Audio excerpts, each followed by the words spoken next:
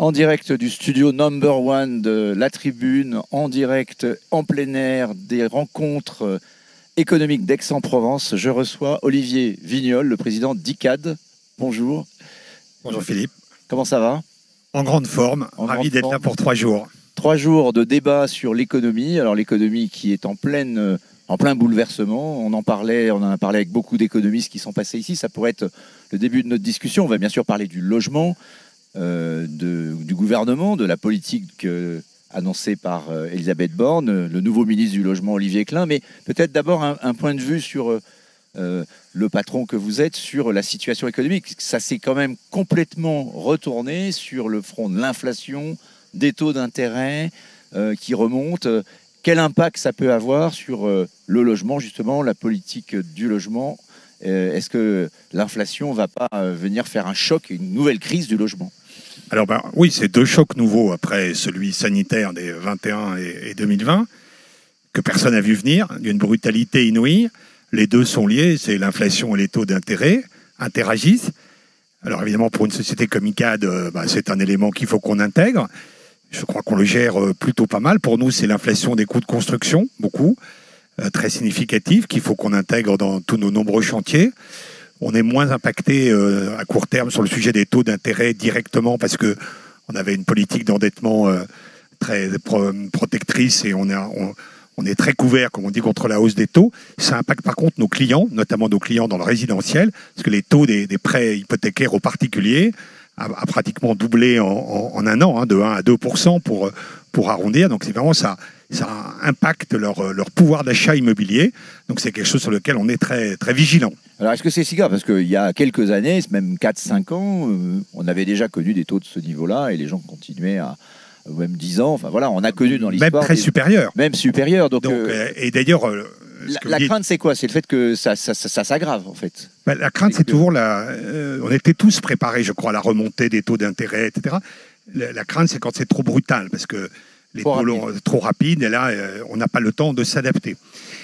Par contre, de vivre avec des taux hypothécaires particuliers à 2%, le paradoxe à court terme, ça nous est presque favorable, parce que nos clients ont le sentiment que c'est encore finalement, certes, c'est plus cher qu'il y a un an, mais que c'est encore très bon marché, que ça va continuer à augmenter, et qu'en fait, ils ont intérêt à acheter maintenant pour emprunter maintenant. Donc, très paradoxalement, cette hausse des taux des prêts hypothécaires aux particuliers conduit à une accélération. Un impact positif à court terme. Vous avez 2-3 chiffres qui peuvent... 2-3 chiffres. Nous, on n'a plus de stock à vendre. On a augmenté nos réservations de plus de 18% au premier trimestre 2022, non seulement par rapport à 2021, mais surtout par rapport à la période d'avant-crise. Donc on voit bien qu'il y a, en plus post-confinement, une appétence pour un logement de qualité qui fait que ça ramène beaucoup de clients, dans nos bulles de vente. Alors, je parlais du discours de politique générale d'Elisabeth Borne. Elle a fait plusieurs annonces. La politique du logement, évidemment, ça a un lien avec le pouvoir d'achat. De ce que vous avez retenu, d'après vous, donc elle a annoncé beaucoup de choses. Est-ce que le logement est suffisamment pris en compte dans ces enjeux du pouvoir d'achat qui vont être les grands sujets de la rentrée? Alors, je ne me permettrai pas de porter un jugement de valeur. Je juste constate qu'en fait, concernant le logement, la principale mesure qui a été annoncée dans le cadre de la future loi pouvoir d'achat qui a été présentée, c'est un plafond sur l'augmentation des loyers, plafonnement de l'indice des loyers à 3,5%, donc à un niveau manifestement sensiblement inférieur à l'inflation, qui sera peut-être terminé l'année à 6,5%, un indice des loyers bloqué à 3,5%. Les locataires, c'est 40% des Français. Sauf erreur de ma part, bien écouté le discours et bien lu le texte du projet de loi, pour les 60 Français qui sont propriétaires de logement, il n'y a pas, en tout cas à date, avant la discussion au Parlement, il n'y a pas, de mon point de vue, de mesures spécifiques pour que cet aspect de pouvoir d'achat soit pris en compte pour les Français qui sont d'ores et déjà propriétaires de leur logement. Et je ne vous parle pas de ceux qui ambitionneraient... Vous auriez souhaité quoi? Écoutez, c'est factuel. C'est que, ce qui concerne l'impact de l'inflation sur le coût du logement, qui reste de loin le premier poste de dépenses des Français, 20% pour l'ensemble des Français, c'est plus que le transport, c'est plus que la nourriture. Il faut le rappeler, c'est le premier poste de dépense. Et si vous prenez les 15% des Français aux revenus les plus bas, ça représente près de 40% de leur budget. Donc c'est vrai que de se préoccuper de cette question dans le sujet du pouvoir d'achat est essentiel. Nous, notre conviction, j'ai envie, pas que nous chez ICAD, mais c'est que c'est une inflation, le prix du logement, c'est une inflation qui vient du manque d'offres. Et que donc le vrai sujet qui doit être traité, peut-être même avant, moi j'assume ce que je dis, peut-être même avant la qualité énergétique des logements, peut-être qu'on devrait se poser la question du nombre de logements qu'on doit produire pour à la fois non seulement loger bien les Français, loger mieux ceux qui sont mal logés, et il y en a plusieurs millions, rapport de la Fondation Abbé Pierre, et par ailleurs, si on veut faire baisser le prix, ben oui, il faut produire plus, mais c'est un sujet très long et très compliqué. Alors, je ne sais pas ce que vous en pensez, vous, mais c'est vrai que le plafonnement des loyers, les propriétaires ou ceux qui veulent investir dans l'immobilier n'aiment pas trop ça. Est-ce que ça peut avoir un effet négatif sur justement l'offre L'effet, ça, c'est que ça intervient à un moment où l'inflation est très forte, donc les charges liées au logement, qu'elles soient de copropriété ou celles qui restent à la charge de l'investisseur ou celles qui sont à la charge du locataire, sont en train d'exploser. Le coût de l'énergie, le coût des travaux. Et puis, ça intervient à un moment où on nous a demandé, on a demandé aux propriétaires de logements de faire un très gros effort d'investissement dans la rénovation énergétique. Les fameux passoires thermiques, voilà. Les F et G commencent, et puis chaque année... On ne pourra plus louer d'ici... Alors, on ne pourra plus louer pour la première catégorie la plus dégradée en 2025. Donc, il faut investir. Donc, c'est vrai que dire qu'il faut investir plus au moment où on capte les revenus, au moment de l'inflation... ça quelque part, il y a pas une contradiction, mais ça peut à un moment générer un peu bloqué. Et on a vu d'ailleurs des gens aussi responsables que les bailleurs sociaux qui ont dit attention, vous ne pouvez pas nous demander d'investir massivement dans la rénovation thermique de nos logements et nous bloquer les revenus à un moment où les coûts augmentent très fortement, parce que sinon on ne va pas y arriver. Donc je pense que ce débat, c'était probablement une mesure d'urgence qui était nécessaire. Mais il faut se poser la question de savoir comment on va financer ces travaux de rénovation qui vont durer quand même pas loin d'une dizaine d'années. Une mesure d'urgence pour 2022, mais qui ne sera pas pérennisée dans le... Oui, le risque, c'est que on a vu, c'est que 2022, 2023 et là, ça pourrait geler... Les plus anciens comme moi, les longues périodes de blocage des loyers ou de contrôle des loyers n'ont conduit qu'à une chose, c'est la dégradation du patrimoine.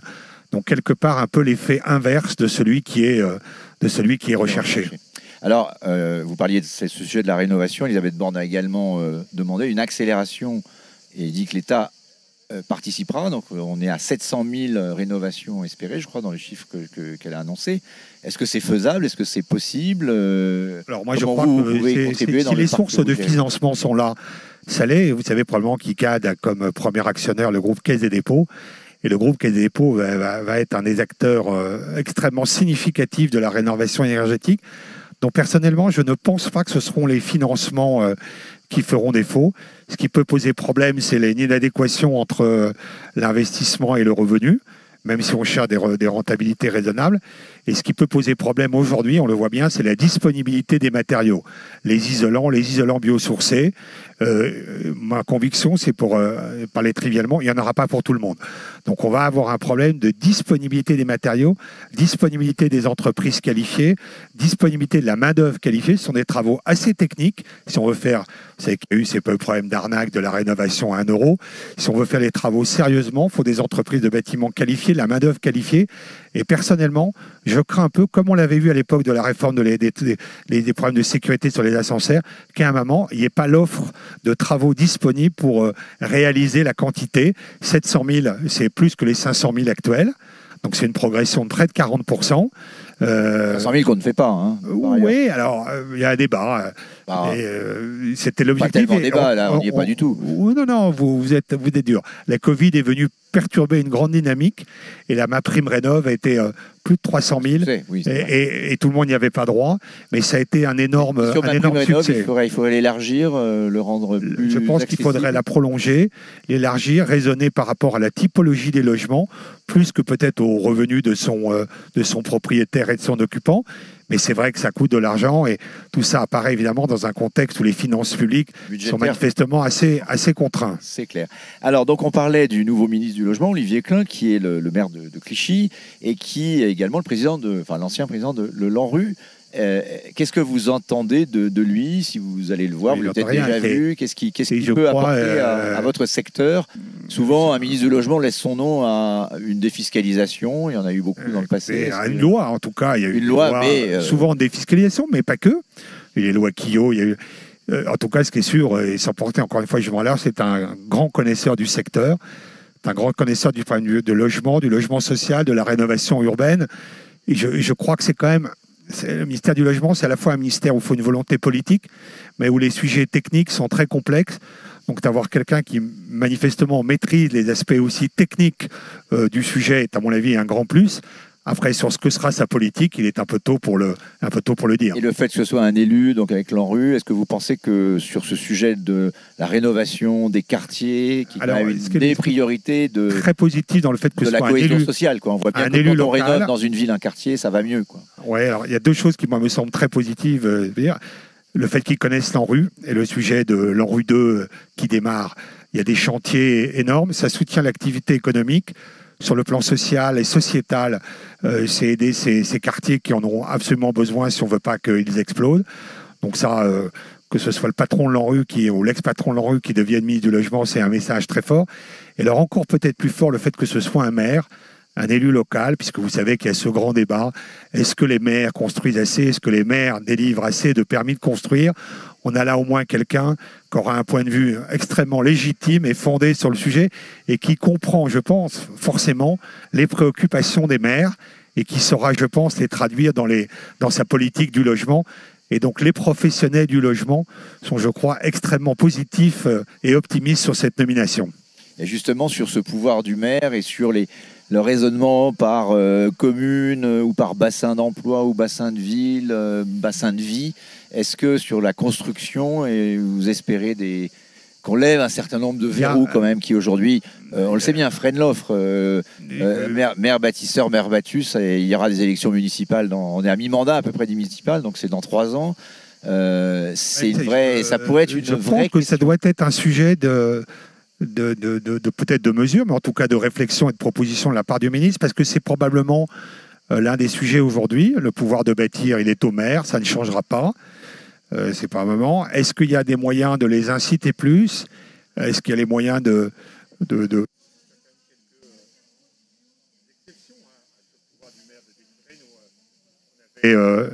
on avait suggéré que sur les terrains de l'État, l'État pouvait peut-être se délivrer ses permis de construire. L'État est quand même un acteur très responsable.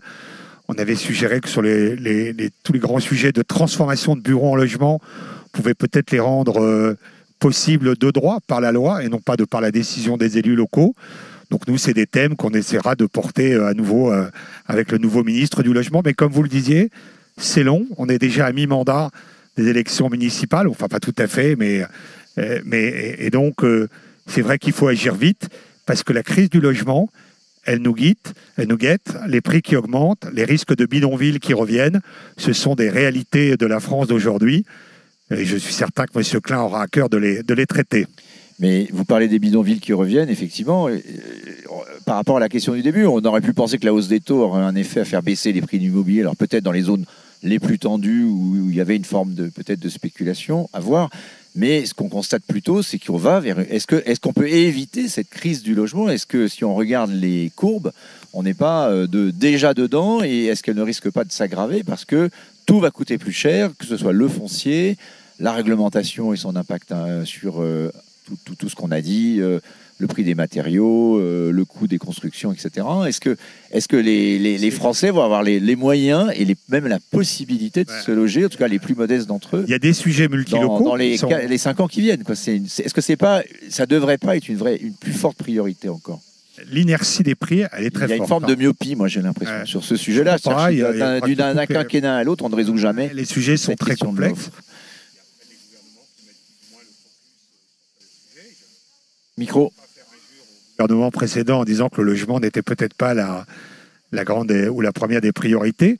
Je crois que les chiffres d'augmentation des prix, le sujet du pouvoir d'achat, le sujet par la facteur énergétique lié au logement, les mesures sont longues. Alors vous avez des sujets multilocaux, comment on construit plus dans les endroits, les zones tendues, etc. Il y a quand même des solutions, sur la densité, sur la rénovation, sur les changements d'usage. Là, les solutions ne sont pas si complexes que ça. C'est plutôt une question de volonté politique. Mais vous avez un sujet beaucoup plus compliqué. C'est où est-ce qu'au niveau national, les Français pourraient avoir envie d'habiter. Et ils ont envie d'habiter là où il y a des entreprises, donc des emplois, la culture et les écoles. Et avoir une maison individuelle avec jardin, contrairement à ce que l'ancienne ministre du Logement avait dit, il fallait changer de modèle. Il y a un sujet c'est pas ce que veulent les Français, visiblement. Alors, ils n'étaient manifestement pas en accord avec la précédente ministre, voilà, le sujet de la maison individuelle. Est-ce qu'on peut faire la transition écologique en faisant la Il faudra faire beaucoup de pédagogie, parce que c'est encore aujourd'hui une aspiration très forte des Français. Donc si vraiment il y a la conviction politique que ça n'est pas raisonnable sur le plan environnemental, je crois qu'il faut passer beaucoup par la pédagogie. Nico. Et c'est pas autrement. Après, vous avez un sujet qui c'est l'aménagement du territoire. Les villes nouvelles, les villes moyennes, le programme Cœur de Ville dans les villes moyennes, gros succès de l'État et de la Caisse des dépôts, doit être amplifié pour que finalement la répartition de la population sur le territoire se fasse de manière plus homogène. Plus de 50% des Français aujourd'hui sont des métropolitains. On dit que la proportion va passer à 70%. Si on n'arrive pas à enrayer cette tendance à la métropolisation, le coût du logement dans ces métropoles va mécaniquement continuer malheureusement à exploser. Bien, mais ça sera le mot de la fin. Merci Olivier d'être passé sur le plateau de la Tribune. Olivier Vignol d'ICAD, merci beaucoup. Merci.